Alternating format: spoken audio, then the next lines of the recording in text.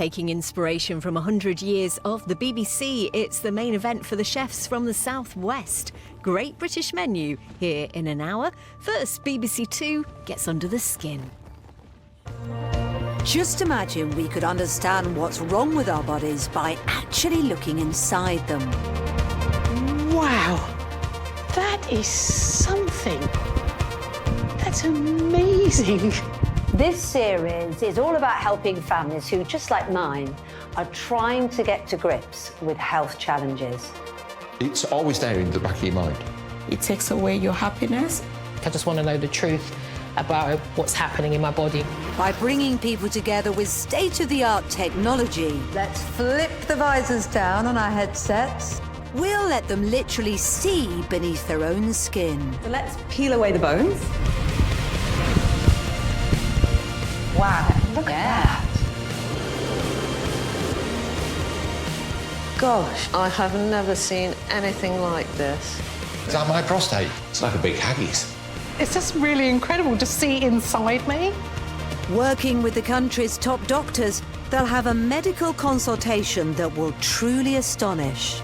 So you can see the healthy uterus here, and this is yours. Just to say, these are your breasts. Helping them to not only understand their condition, That is what's causing your pain. Oh, really? Oh, truly, that looks startlingly different, doesn't it? but also make the key treatment decisions they need to get better. What we'll be doing is removing all of the left lobe. You can see it's shrunk right down to almost nothing. Now I can see it for what it is, and I want to get it removed, and I want to be better. Oh, bless you. I'll be there for every step How's my brain?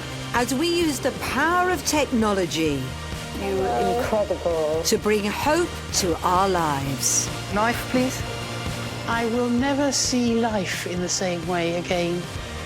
So thankful for the care that you and your medical team. Without you, I wouldn't be here today. This is your health as you've never seen it before. Quite handsome, isn't he?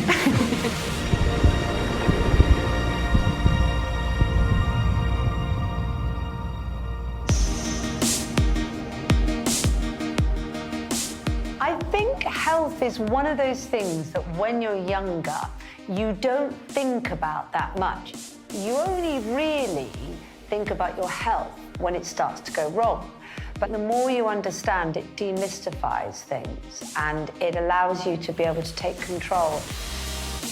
We're bringing patients and their doctors together in our unique imaging centres, where they have access to a mind-blowing consultation that helps them get to grips with their condition from the inside out. With the help of consultant Dr. Goody Singh, So let's have a look at the scan, shall we? they'll get the ultimate insight into what's going on beneath their skin. With the latest technology and augmented reality, we're going to show you your body in a way that you've never seen it before.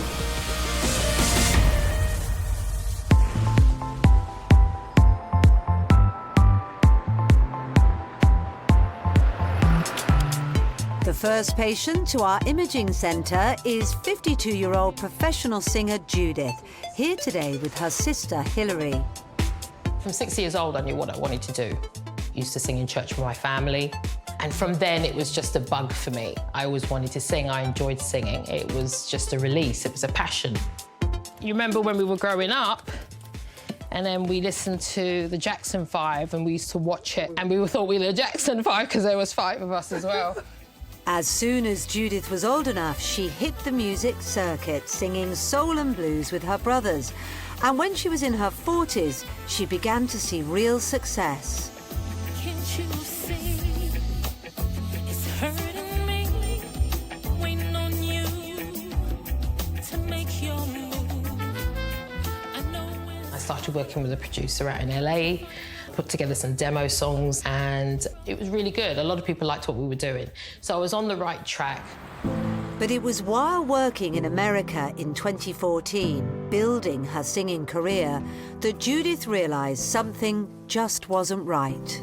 I was performing and recording in LA, and then I noticed a little nodule. Well, I felt it in my neck because started touching my neck and I thought, what was that?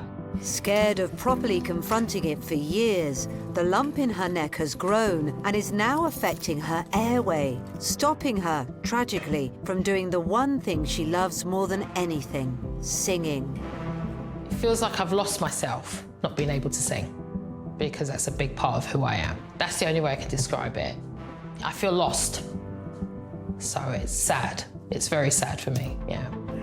With her career hanging in the balance, Judith is desperate to not only see her condition, but weigh up the potentially life-changing decision about how to treat it. Will she sing again? I just want to know the truth about what's happening in my body, and because it just seemed like it came up from nowhere. You know, being a healthy person for many, many years, how did this happen?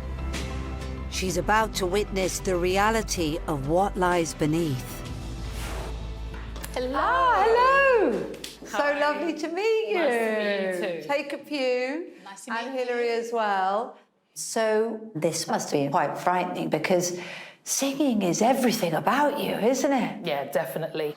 For a vocalist, your voice is your instrument, and that's precious to you. It's not like picking up a bass guitar. If a bass guitar breaks, you could replace the bass guitar, but with your voice, it's yours, it's your instrument. Is it possible to see where it's swollen? It's just here. Yeah. So along here, it's swollen all here, and then it makes the other side quite enlarged. Judith's doctors have told her she has a large nodule within the thyroid gland in her neck, often known as a goiter. Half of all women and 30% of men will have a thyroid nodule to some extent by the age of 50. Symptoms can include difficulty breathing and swallowing and voice changes in more severe cases, all of which are affecting Judith. In a way, today, coming face to face, going inside that throat and seeing it in 3D, what are you hoping this will give you? I just want to know and see it for myself. For me, it's like confronting it, then letting it go and moving on. That's what I want to do, because this has been holding me back for a long time. Do you think it might give you the confidence to go through with surgery if you see the problem? I think by seeing it, and I can see how bad it is, then it's like, right, well, that has to come out. That has to be eradicated. And I think that's the reason why I denied it for so long, is because I couldn't see it. And I didn't know it was growing. So I was able to just dismiss it. And I think that's why I want to see it in all its glory. And Hilary, what about you? I think Judith would be quite shocked to see what it looks like, because we've been talking about this thyroid, this growth, and now it's time to see it. Definitely. Hello. Hi. Hi, Hello. Judith. Lovely to meet you. Taking Judith through for her consultation is Dr. Goody. So, are you ready? I am definitely ready. Come with me then. Yep. She'll be joined by Miss Amy DeMarco, a consultant surgeon at Imperial College Healthcare NHS Trust, who is now overseeing Judith's case. While you become used as a surgeon to creating these 3D images in your mind, you forget how difficult it is for most other people to gain that appreciation. And so I think this would be a really wonderful tool to be able to show every patient if we could in clinic. Hi, Amy. Hi. How are you? Really well, thanks. How are you? You obviously know Hi, Judith. Amy. Lovely to see you again, Judith. And you. Nice to see you. You've obviously met Amy before. I have, yes. But how are you feeling about being here today? It's a bit scary for me looking at it, but it's okay. I know that I need to see it to confront it, and I just want to get on with getting myself better again. Okay then, let's go. Judith's own medical scans have been converted into spectacular 3D augmented reality. So she really is about to see inside herself. Sister Hilary will be watching it unfold with me next door. I think you've got an earpiece there, haven't you? If you pop that in your ear, and we can also hear what Judith and the doctors are all saying. Oh, brilliant. So, if you're feeling ready, shall we put the headsets on? Okay. Yep.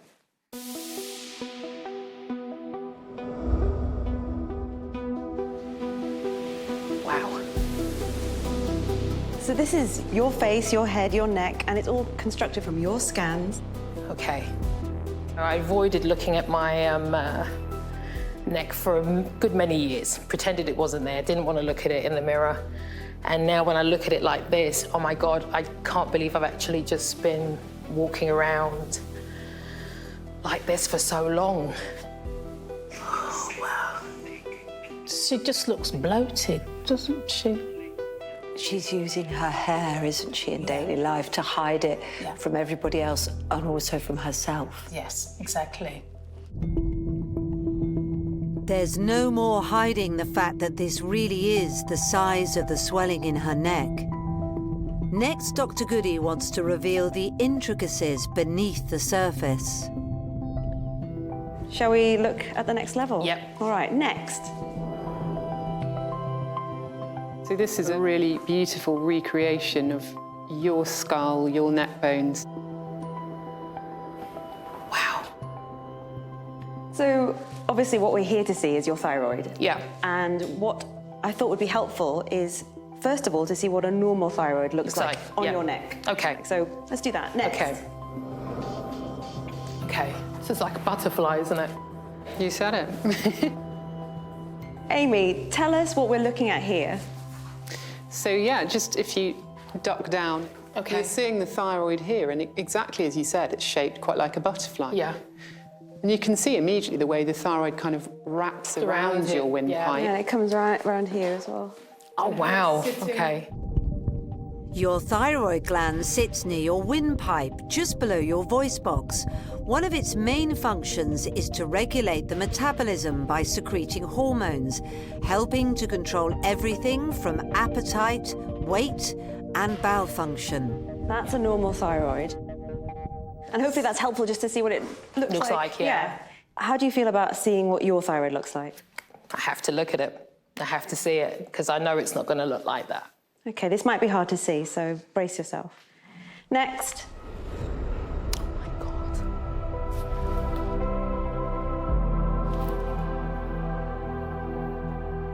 That's what it looks like. Wow. Oh my God. It's unbelievable. While the right side of Judith's thyroid has remained unchanged at just 4 centimetres long, the left is now 11 centimetres and stretching down below her collarbone. A bit of a shock. Ooh, yeah. Yeah, definitely. It looks like a monster growing inside of my neck. This is horrible. Oh, Hillary. So it's grown. So much. It's covering her whole... That's why she must feel so constricted, Do you need to take a moment, or...? Yeah, I do. Yeah, sorry, I have to, yeah. Yeah. Take all the time you need. It's all right. It's hitting home, isn't it? Yeah. It's like no more hiding for you too. I didn't know it was going to affect her. Bless you. She never usually breaks down in front of me, but now she's confronted with it. She can actually see it. So, yeah, I've seen a side to her that I haven't seen before. It's all right. It's okay.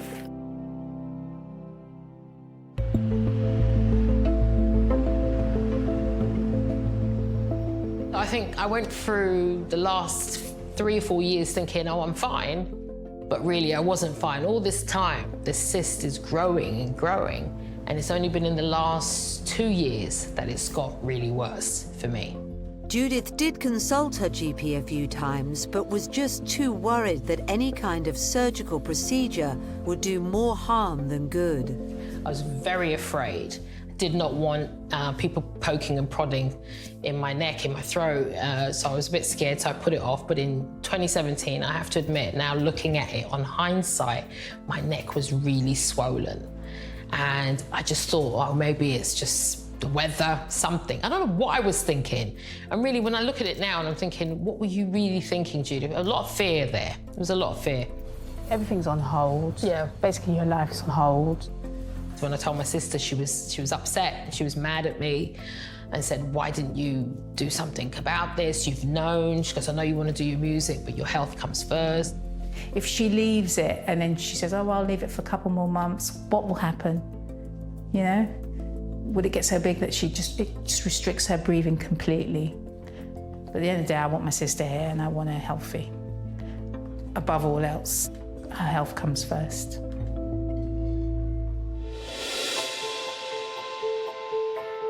The doctors now want to delve deeper to help Judith understand more detail about her sizable thyroid growth. This is actually your thyroid enlarged, so you can see it for what it is. Okay. Now, Amy, can you just describe to us what it is that we're seeing and what's it made of? So yours happens to be a solid nodule, meaning that the texture of it is firm. Other people may have cystic nodules. That means that the nodule is comprised of essentially a sac of fluid. Right. That's not the case in yours. Amy, I can imagine lots of people would be looking at this, a growth like this, and they would be thinking, is this dangerous? Is it cancer? Yeah, it's a very obvious thing to worry about, isn't it? The risk of cancer in all thyroid nodules overall is only about 5%. Your risk is somewhat higher than that. Okay. Tests on Judith indicate the chance of her nodule being cancerous are around 25%. And that's another scary part for me that I've tried to not think about, because I think that's one of the things that I avoided going down the surgery route because I didn't want to know, but now I want to know. I wonder if she's still thinking about her singing at this point, or if she's thinking about her life. I think right now, in the moment, she's thinking about her life. Judith's thyroid growth is not only putting her singing career in jeopardy, but her health too. Makes me want to cry a little bit, actually. That I've kind of left it for so long, not doing anything about it. There are now big questions to address. Can a growth this large be removed? And will Judith be able to sing professionally again? It really just makes me sad that I just didn't do enough for myself.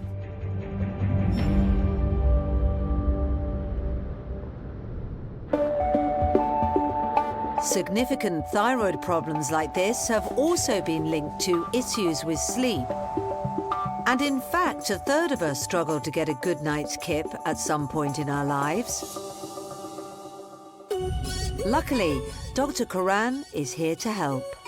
Do you wake up feeling groggy in the morning? That feeling is called sleep inertia. And to avoid that, I'm going to tell you about the 90-minute rule. So each night while you're slumbering, your brain and your body goes through several sleep cycles. First few stages are where your body consolidates all the stuff you've learned throughout the day, and your brain also has a kind of a car wash or a brain wash. Those stages combine to make one sleep cycle, and that's roughly 90 minutes. And the closer you wake up to the end of that 90-minute cycle, the more fresh and alert you'll feel. If you wake up at some point in the middle of that cycle or in one of the deeper stages, you'll get that groggy feeling like you had when you've had a huge nap. If you wake up at the end of that 90-minute cycle, roughly, you'll wake up feeling with more energy and you won't feel like you're just recovering from a hangover. Feeling great and healthy is what we all want. 1 million of us Brits visit the doctor every single day in search of answers to our health problems. At another of our imaging centres, I'm meeting Melina, an American who moved to the UK more than a year ago to take care of her elderly mother. Hi, you must be Melina. Yes. So when did you first get a sense something was up? It started 3 weeks before I moved here. I was asleep, and I remember waking up to this horrible pain. I felt this shuddering effect, like from here across my chest to my head, when I became nauseous. And I was like, what is that? That's scary. It didn't feel right. I'd never felt a pain like that before.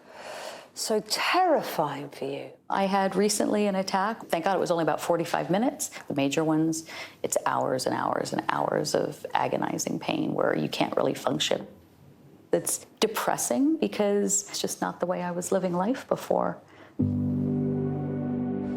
Just before she moved to the UK, Melina's life changed when a bout of crippling abdominal pain landed her in A&E. They immediately ran a barrage of tests, and after all the tests, they found out it was my gallbladder that was full of gallstones, and I'd had a gallbladder attack. The doctors were like, you need to talk to your surgeon and get this scheduled to be taken out immediately. They're very quick to that there, and I was like, I'm leaving in 3 weeks. Gallstones are very common, affecting 1 in 10 of us.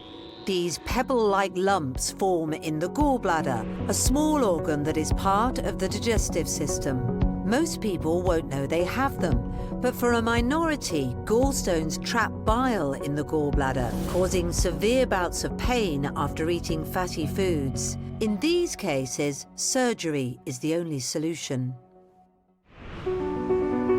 Keen to be with her mum, Melina decided to delay surgery in the States and start her new life in the UK. But her new job here is in the worst possible place, a chocolate shop. Melina needs to taste the chocolates to describe the flavours to her customers. These are our dark chocolates, which are going to be a minimum of 65% dark chocolate. But because fatty foods trigger her painful attacks, what should be a perk has become a real ordeal. I have to take the slightest, tiniest little itty-bittiest piece and be able to get the flavor profile and everything and pray. In a way, it is depressing. I mean, there's no other word for it, because I'm a foodie, and that was taken away from me. Since her first gallbladder attack 18 months ago, Melina's been on a strictly controlled diet. I can honestly say, if I was to have a fish and chips, which probably has, 50 grams of fat in it, forget it, that's gonna send me immediately to the A&E. This takes over your whole life. I mean, you think about it all the time. Today, Melina's hoping that our 3D images will help her understand her condition and potential treatment better. So one of the things that you've now been told is you need surgery. Yes. That must be fearful because nobody rushes into surgery. Yeah, absolutely. I wouldn't just rush to take an organ out of my body. Once the gallbladder's out, how is my body going to continue to function?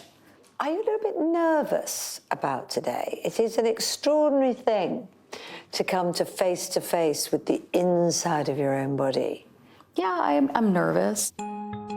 Scans of Melina's digestive system have been sent to Mr. Sanjay Pakayastar, her consultant surgeon at St Mary's Hospital in London. I wish I had this sort of time to spend with every patient, to be able to explain things in 3D. Come in, grab a headset, and we can get started. So, Melina, are you ready to look inside yourself? Yes, I am. Okay. She says with a smile. I like that. That's a good start. Using Melina's actual scans, we've created amazing 3D reconstructions to help explain why her gallstones are causing so much pain and preventing her from eating a normal diet.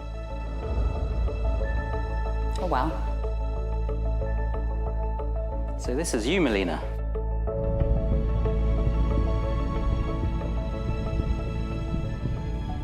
Come round and look at yourself from all angles. It's crazy. It's extraordinary, isn't it? Extraordinary. I mean, I just can't believe it's me. That's my insides right there. It's just wild. Whew. Well, Sanjay, do you want to take us on inside? Sure. So this is a lot of the skeleton taken away and enlarged. But if we turn you around. Wow. Oh, wow. Oh, my goodness. Okay, and look from behind. It's so interesting to see it like that. You can see that's the food pipe. So when you eat, the food comes down here, goes into the stomach, gets mixed with acid to kill all the bugs, and is all churned up into a liquid, and then it comes into your duodenum here. Mm-hmm. And that's the first part of the small bowel. And just over the ridge there, that's the gallbladder. Just amazing. Can you see now where the pain is and show us on your body? Yeah, so it's going to be right Just there. get right in and touch it. Just right in and touch it. Nothing will happen. Right there. What is the point of the gallbladder? It seems to be causing a lot of problems. Why do we need it? It gives us a bit of an extra hit of bile.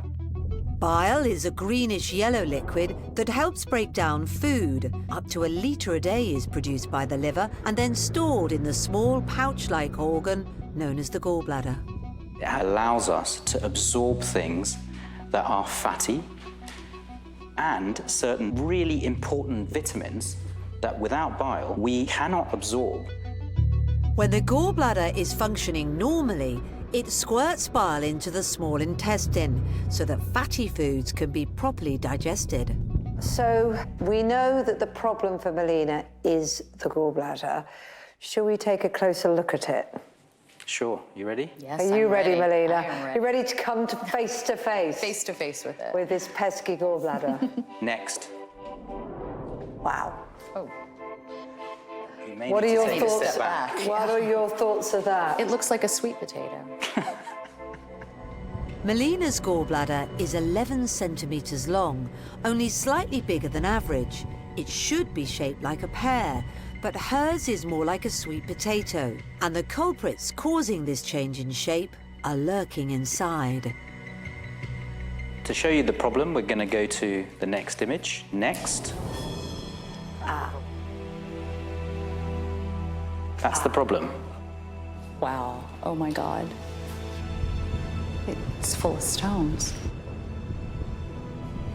So these are actually your stones. And you can see it is absolutely rammed full of stones. There literally isn't any room inside your gallbladder. Oh my God. Normally, gallstones measure less than ½ a centimetre, but some of Melina's are more than twice that size. Her gallbladder is so tightly packed with stones that the bile gets blocked, which means fatty foods are completely off the menu. And this stone up here, this is blocking the exit, the duct of the gallbladder. And this being here, when the gallbladder contracts, it just can't empty. That's the source of all my pain. You just come face to face with your gallstones, so many of them. Yeah. Like literally, I'd want to sit down right now. I mean, almost. It's kind of emotional. Sorry. Do you want a chair? Oh. If I could, yeah. Let me get you a chair. It's scary. Of course it is. It's terrifying. Thank you. Come Sorry. on. That's okay. Take a little sit down. It's a little overwhelming. Of course it's overwhelming. So when you saw that, did you feel a... Yeah, I could feel like that's what it is. That's the problem. And now I see how massive that problem is with those gallstones. I'm almost afraid to eat again. I realize how packed it is, and every time it has to contract, there's that fear of that pain coming back again, so. But it's very difficult to live on a completely fat-free diet. Well, it's difficult to live on a knife edge. That every time you put something in your mouth, you know, you're going to be in excruciating pain. Yeah. Gallstones usually develop when your bile contains too much cholesterol, a type of fat. That cholesterol then hardens to form stones. Risk factors for the condition include being overweight and over the age of 40. Is there anything that I could have done to avoid getting these stones? Probably not. Women get more gallstones because of hormonal reasons, really. The other thing that causes gallstones to form is rapid weight loss and crash diets. So crash dieting or yo-yo dieting could be a factor. Is that something that you did? Yes. I mean, so I've always struggled with my weight. And so I've been heavy, I've been thin, I've been heavy, I've been thin. So when you said that, I automatically was like, bingo. That's more than likely what caused it for me. When we eat 3 square meals a day, bile gets released regularly. But when we crash diet, bile and cholesterol build up, which can form gallstones. Melina now has a choice to make. Live her life on a fat-free diet in fear of the next attack, or push forward with surgery. So we want to solve this problem. I know Melina is thinking very seriously about surgery. What would that involve? I mean, could you take the stones out? Could you cut them out, or...? I wish we could. Unfortunately, one of the problems with the gallbladder is the wall is so thin. If you make a hole in the wall of the gallbladder to take the stones out, you have to make quite a big hole, as you can see, particularly for Melina. It doesn't heal, and then you get a perpetual leakage of bile, which actually could be life-threatening. If the bile leaks, it can cause sepsis, which is a life-threatening and extreme reaction to an infection. To avoid this at all costs, doctors need to remove the whole gallbladder, not just the gallstones. We have to operate with keyhole surgery, and all these structures are within a centimetre or two of each other, and we have to separate them all, clip off the little blood vessels, and remove the gallbladder from the liver bed. We put it in a bag and send it off to the lab. Oh, wow. So once my gallbladder is actually out, how is my body going to cope with functioning without it anymore? Well, let's have a look. So this is you now without your gallbladder, okay? You can see that everything is exactly the same, except where the gallbladder used to be, it's gone. Wow. And there are a couple of titanium clips here. And all of this makes bile. It still allows bile to flow from the liver through the common bile duct into the duodenum. And so removing the gallbladder does not affect that process as long as these things have not been injured or touched in any way. With the gallbladder gone, Melina's bile will instead flow directly from the liver whenever it's needed. It's a bit of an accessory organ. It's like a cute little handbag that causes a lot of pain. A lot of pain. Yeah. When it goes wrong. So you've stepped inside yourself, Melina. Does it make you feel more convinced to go ahead with the surgery? Oh, absolutely. Yes, no doubts. There's no question in my mind. I definitely want to do the surgery. The pain is just too much.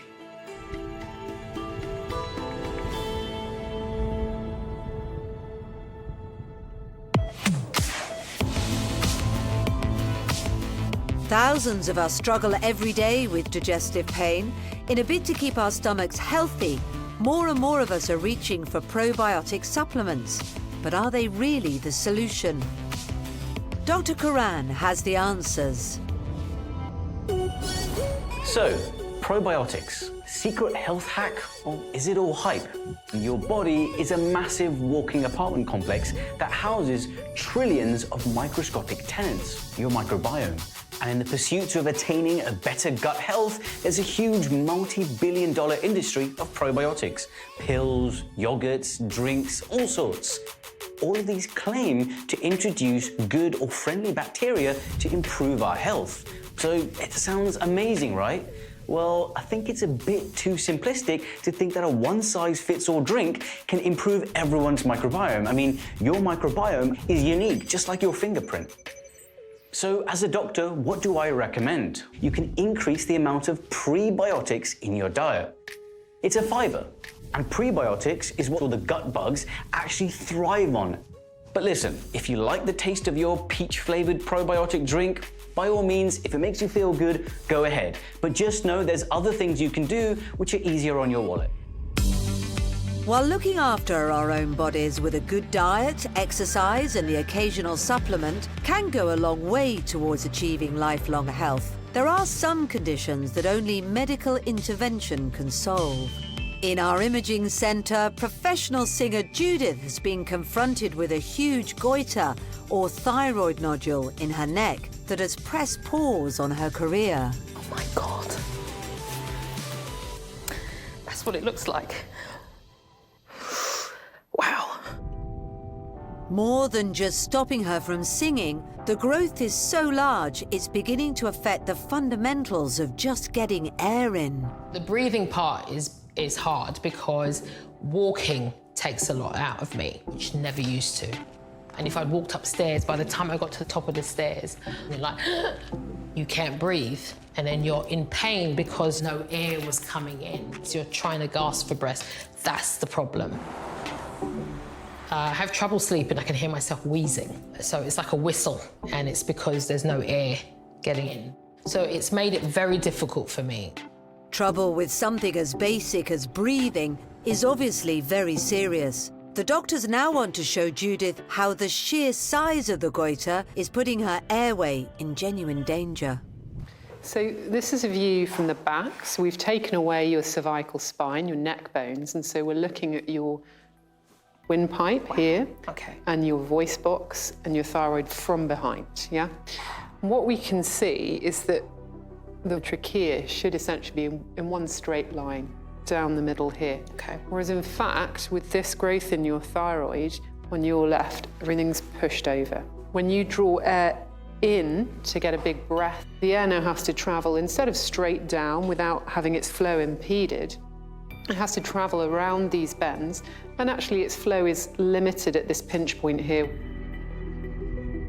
So Judith's windpipe has been completely bent sideways as her goiter has swelled in size, disrupting the natural flow of air into her lungs, and left untreated, this could become life-threatening.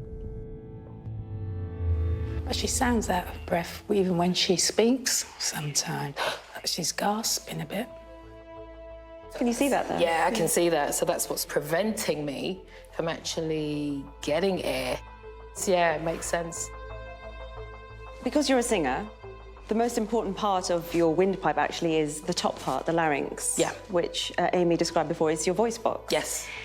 I mean, we can appreciate that the trachea, your windpipe, has been deviated, but it's also having an effect right up here where your voice box is. And I think what would help actually is if we could have a look at that. So let me see if I can just rotate that for you.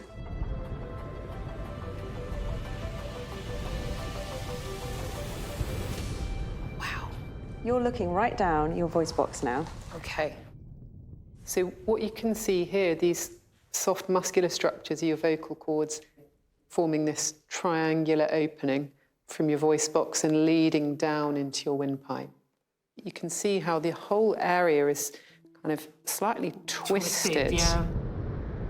In order to sing, Judith needs to inhale and exhale quickly and deeply. This causes the vocal cords inside the voice box to vibrate, which, a bit like strings on a guitar, then create musical notes. Now, although your vocal cords are actually positioned normally, and as we can hear from your voice quality, they're moving normally, because you can't physically get enough air in and out, that's affecting you when you're singing. Yeah. It's crazy to me to think that I was trying to sing with that. Now seeing it, it really just puts it into perspective. There was no way that was going to get any better without doing something about it. Exactly. Yeah. She's seeing it in the cold light of day. She will not be able to sing if she does not have this removed. Judith needs an operation if there's to be any chance of getting her singing voice back. But up until now, she's been too worried about the risk of surgery itself to take that step. When I think about an operation, sometimes I then start crying and thinking, oh my God, I have to go through this surgery. As a singer, that's the scariest thing you can tell someone as a singer, that we have to operate on your throat. That's your livelihood, and that's your talent, that's your soul there. The prospect of not being able to sing again I think it would, and I hate to say it would destroy me. It's extremely scary. To help Judith make the final critical decision about surgery, Amy wants to show her exactly what's involved in the procedure, which is carried out via a small horizontal incision in her neck. What we'll be doing is removing this whole, what we call lobe, so all of the left side of your thyroid, the butterfly wing on the left, as we called it, and leaving behind this normal right lobe. Even with one half removed, the thyroid can usually still maintain all its key functions within the body. And my priority is obviously to leave all of the important structures functioning normally. The structures that can be more difficult to handle carefully are the tiny nerves to your voice box, but I use some special equipment during surgery which allows me to monitor the function of these nerves.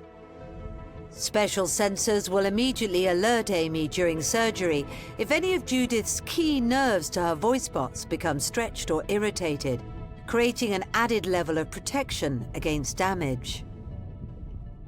Wow, yeah. How does that all sound to you? Yeah, it's good to know. They are going to have those crucial nerves in sight, and they are prioritising it, which has got to be reassuring for her, hasn't it? Yep. Otherwise, she wouldn't go through with the operation. No, quite. Once the left lobe is carefully removed, it'll create much-needed space in Judith's neck, and her breathing should return to normal. So that's removed. It allows your trachea, your windpipe, to return quite quickly to the middle of your neck to alleviate your symptoms. So yeah, come around here and then you can have a look. It's all gone on that side. Yeah. Now I feel better seeing that. Yeah? Yeah, definitely. That looks fantastic. That's how I want to feel after. Yeah, yeah. Seems to me, in a way, this has been quite a turning point for her. But now that she's been here, she's spoken to the doctor, she's seen it on 3D. She's faced it, she's got faced rid of the denial. She's got rid of the denial, and now she knows what she has to do. If I still hadn't have seen it, I'd still be umming and ahhing whether I'm doing this surgery. Now I've confronted it and seen it. I know I definitely have to do it. It's not something that I can't not do, because it'll only get bigger. I'm going to deal with it, and I'm going to be positive to move forward and get better.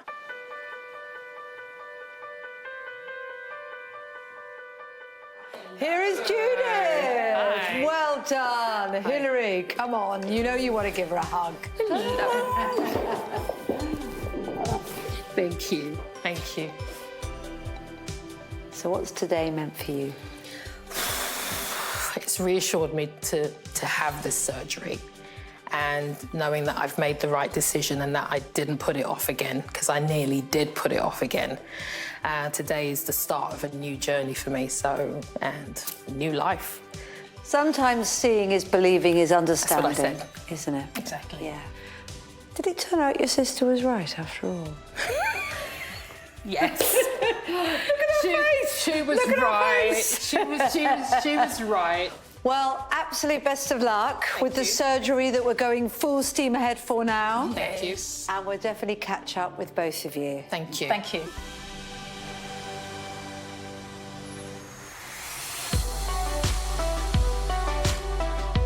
It's been 4 weeks since Melina's gallstones were revealed to her in our incredible 3D images. To avoid painful flare-ups, she spent the last 18 months on a fat-free diet. Now she's awaiting surgery at St Mary's Hospital in London in the hope that she can start eating normally again. Seeing the gallstones and the state of my gallbladder really impacted me a lot. I just didn't realize how severe it was, seeing it so jam-packed full of stones. I now am able to clearly visualize what's happening when I'm eating, when the gallbladder is squeezing, how it's affecting the stones, and to be honest with you, it's just really scary. So I'm glad I'm here and it's gonna go, it's gonna be out. Dr. Sanjay Pakayastar will be removing the gallbladder entirely using keyhole surgery. Wonderful, so let's start.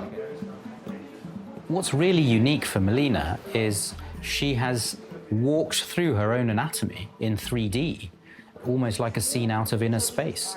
So she understands her body from within. Our images revealed Melina's gallbladders densely packed with stones, with the one at the top causing the most pain. First, Sanjay must carefully remove the gallbladder without releasing any of the toxic bile it contains. Sanjay makes a number of small openings in Melina's abdomen through which he can feed a camera and the operating tools.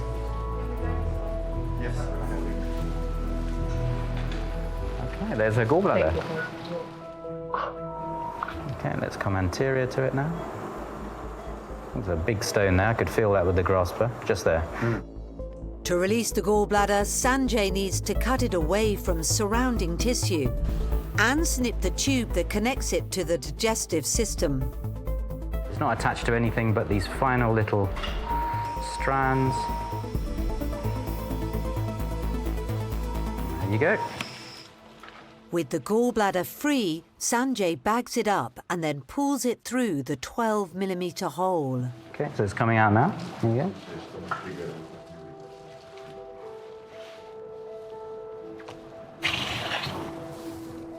With the operation complete, Sanjay's keen to see how the real stones compare with our 3D images.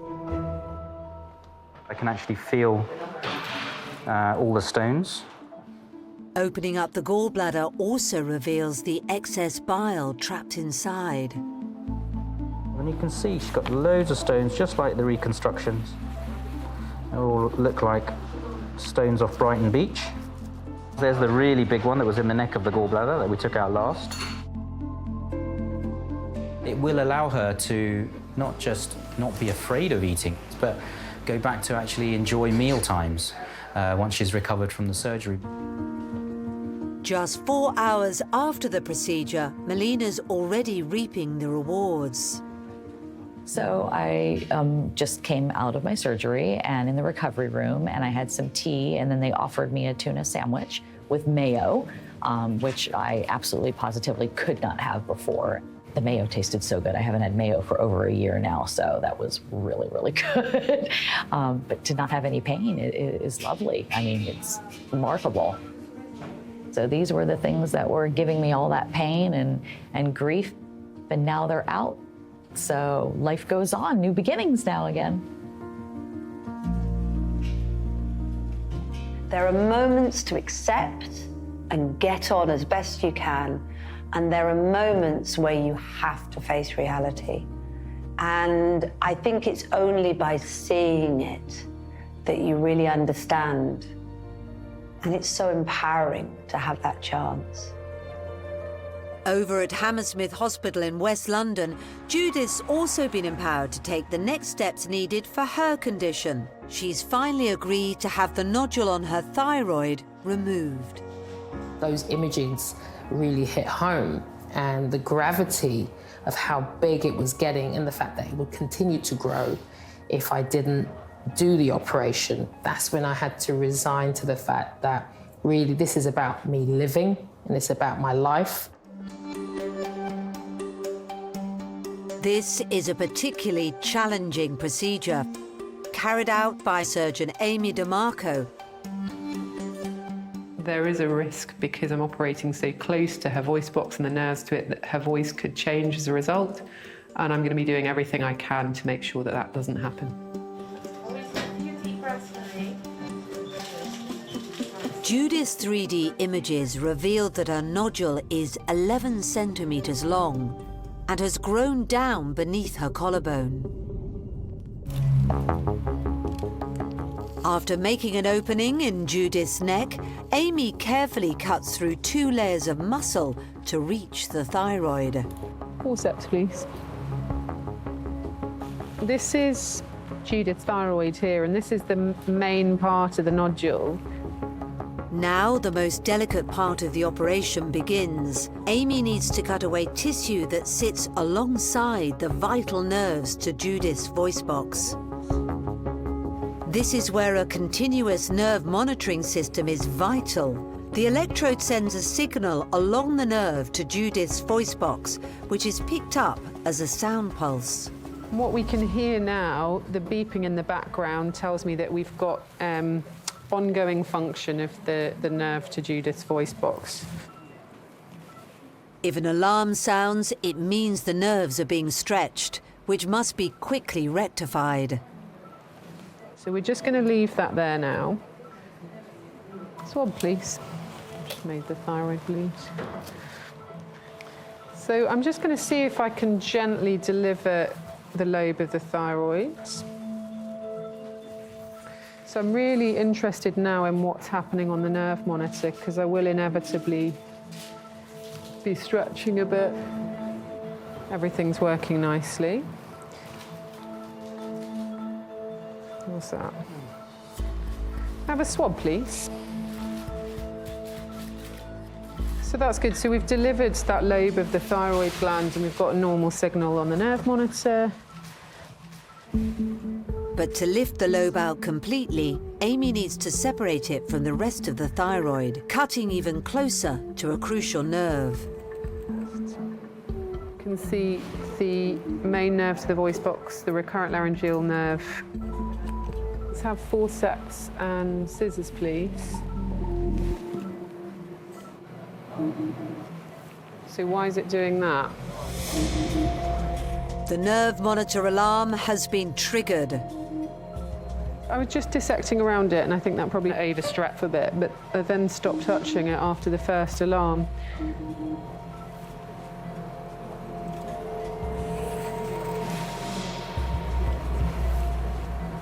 From just moving that thyroid gland around, the nerve is telling us through the machine that it's a little bit unhappy. So we're just going to give it a little wash and a rest. Let's see what happens if we wait 5 minutes.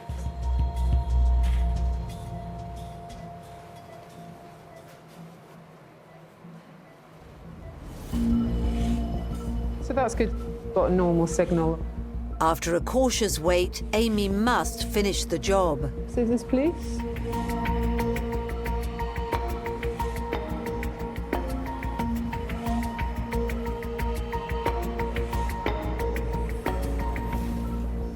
Okay, and this is free. Amy can now compare the growth to the one revealed at our imaging centre. It's pretty much as we saw it. This is really the main part that was in Judith's neck. So that was extending like so, down towards her chest. Judith's goiter has been removed, but it's too early to say whether the stressed nerve to her voice box will have had an impact on her vocal ability. The surgery was pretty much as expected, but there's a certain amount of recovery that needs to happen. I really hope she gets back on stage.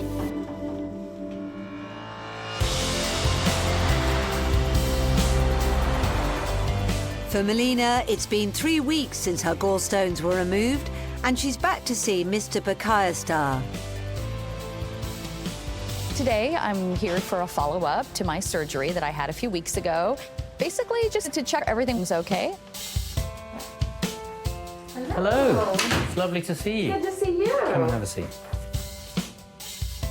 How have you been? I have been wonderful. Oh my gosh. I mean, I've had no pain after eating anything. I've tested like every day, trying something different, and nothing has given me any problems. It's important not to overdo it, though. I know. When you've got gallstones, mainly because you're afraid of eating and the pain, you would have lost a lot of weight. Correct. And the 4 little surgical sites, have they given you any trouble at all? No, they're a little tender. So I'm not wearing jeans. I'm wearing like leggings because they sit a little easier right there, but there was no problems. Some people do get a bit of bloating and occasional diarrhea, not at this stage, but later on. Okay. And occasionally that's just because if you're having a very rich meal and you don't have your gallbladder, you don't absorb all the fat, which is not a bad thing, but it can give you a bit of loose stool. And if that happens, there's nothing to worry about. Okay. It's just one of those things. And the benefits that you will already have evidenced far outweighs any of those problems. Oh, absolutely, Okay. yes. So restrictions-wise, there's really nothing you can't do. Okay. So the whole point of laparoscopic or keyhole surgery, you know, the biggest cut in the muscle for you was about 12 millimeters, slightly less actually. And so you can do pretty much every exercise. I'm delighted to hear how well you've recovered. It's time to put this all behind you. Gallstones, gallbladder, surgery. Time to get on with life. Melina's great. She's completely recovered. She's back to eating normally. She's lost that fear that she had of eating any food. Thank you. All the best. Bye-bye. I just really feel so reassured now after, finishing the consultation with Sanjay that, I have my old life back again. It's a fresh start. All the gallstone and gallbladder issues are now behind me, and I can just go back to living and enjoying my life and the foods and go back to being alive again.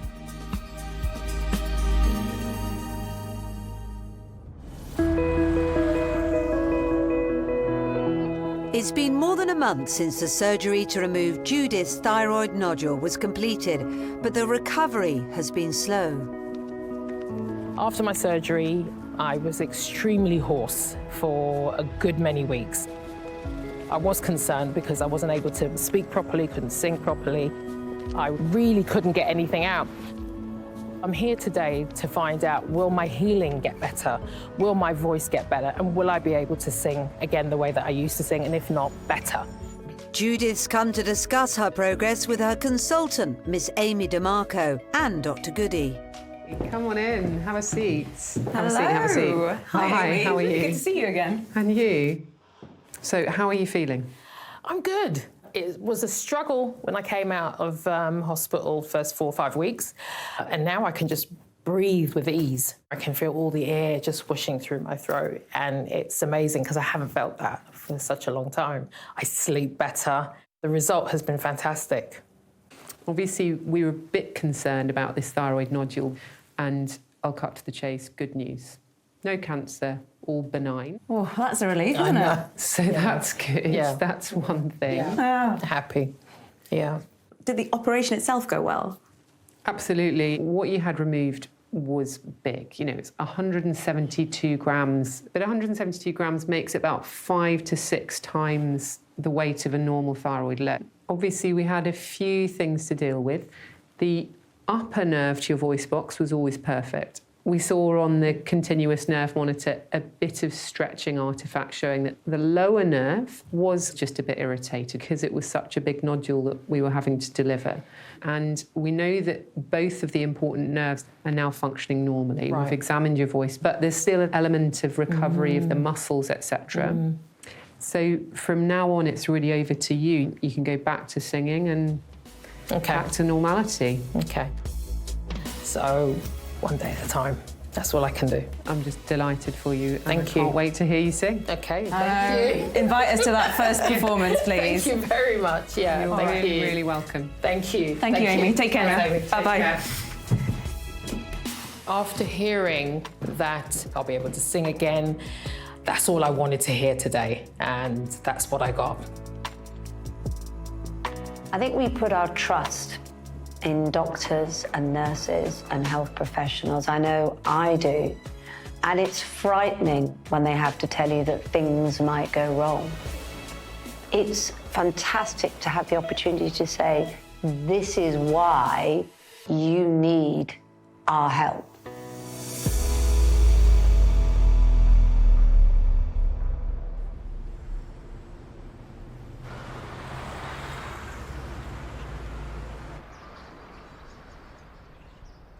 See you and get lost in your embrace. Somehow I feel you, and then you're gone without a trace.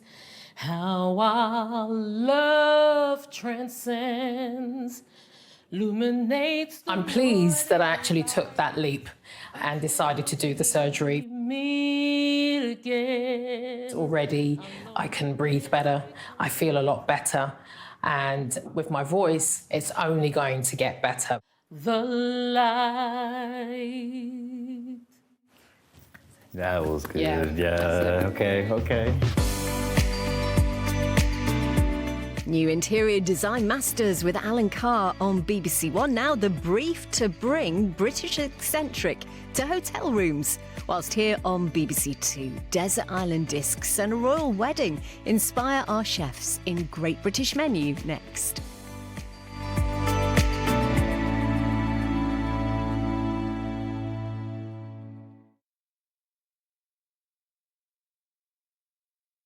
If I were